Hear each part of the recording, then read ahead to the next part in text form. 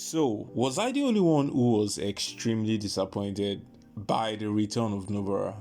Honestly, I had always thought that she was going to come, but how she later came was extremely underwhelming, honestly speaking. What's up guys, my name is Richard from Mace and I'm back again with another video, and in today's video I want to do a review of JJK 267. So without any further ado, let's just get right into this. Now the chapter starts with Gojo and Yuta training. Now from what we can see, Gojo is currently in Yuta's body and Yuta is currently in Gojo's body. Why? Because they're doing switch training. And Yuta asks Gojo for Sukuna's last finger and Gojo says no. And why is that? Is because Gojo thinks that even if Yuta were to take that last Sukuna's finger, that wouldn't be the most optimal use at that period. Now what do I mean?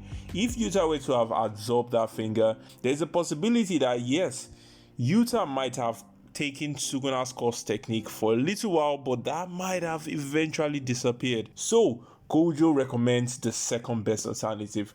Why don't we use Yuji? Now at this point, it's not a big surprise that Yuji currently has Sukuna's course technique imbued. This is something that has been foreshadowed since the beginning of the show.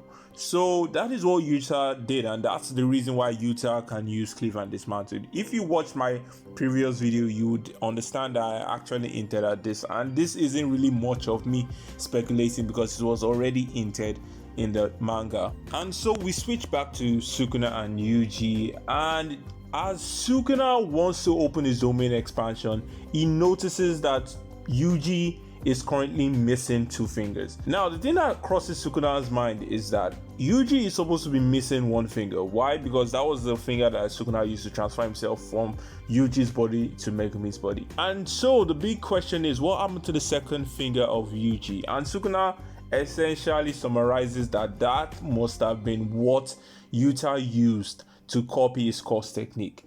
And then we cut back to the base where we see Sukuna's finger, and unsurprisingly we see Nobara. Now as much as I love JJK, I won't lie, I felt nothing. I felt absolutely nothing upon Nobara's return, and probably I felt that maybe it's because the fight has already reached this climax, and just seeing Nobara come at this particular moment just felt more like a waste of time for everybody. I don't know what Gege is currently planning, but I won't lie, to me I feel like this is a massive hit because I don't feel anything about Nobara's return. Honestly, I feel more if she was actually dead. I won't lie, that would have made sense. That would have even added more to Yuji's development as a protagonist of the show. It also somewhat makes sense that Nobara is alive because yes, I'd always thought that this was a very big possibility that Nobara's resonance would probably come in handy when dealing with somebody like Sukuna, but at this point I just felt that me just seeing her, I don't know, I think it was like a waste of time. Like that is what I think. What do you feel? Down in the comment section, I would really love to hear your opinion. And so she hits Sukuna's finger and Sukuna gets hit with a resonance attack. And Sukuna starts essentially panicking, and this gives Yuji the opportunity to eat Sukuna with Dismantle upon Dismantle, and upon doing that Sukuna actually spits out some of the fingers. And the way things are going right now, it looks as though Sukuna is about to lose, because even at the end of the chapter, the narrator somewhat hints that this might be the end of Sukuna. Now, I don't want to believe that this is the end of Sukuna because I won't lie, this will be one of the most lackluster end to one of the greatest shonen villain that we have ever seen. I believe that there is going to be more in the upcoming chapter, hopefully.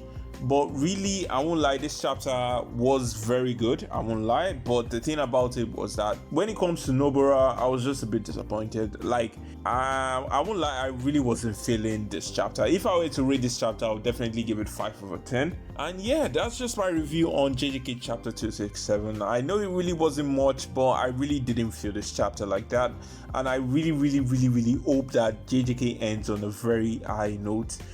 And I just really pray that things really work out. So yeah, that's all for today's video, guys. If you enjoyed anything I had to say, you know what to do. Make sure you like, make sure you subscribe, and yeah, make sure you share. I would really appreciate that. And yeah, a new video is coming up in the channel about Gurren Lagann. So yeah, look forward to that, and have a nice day. Thank you guys, and I'll see you guys later.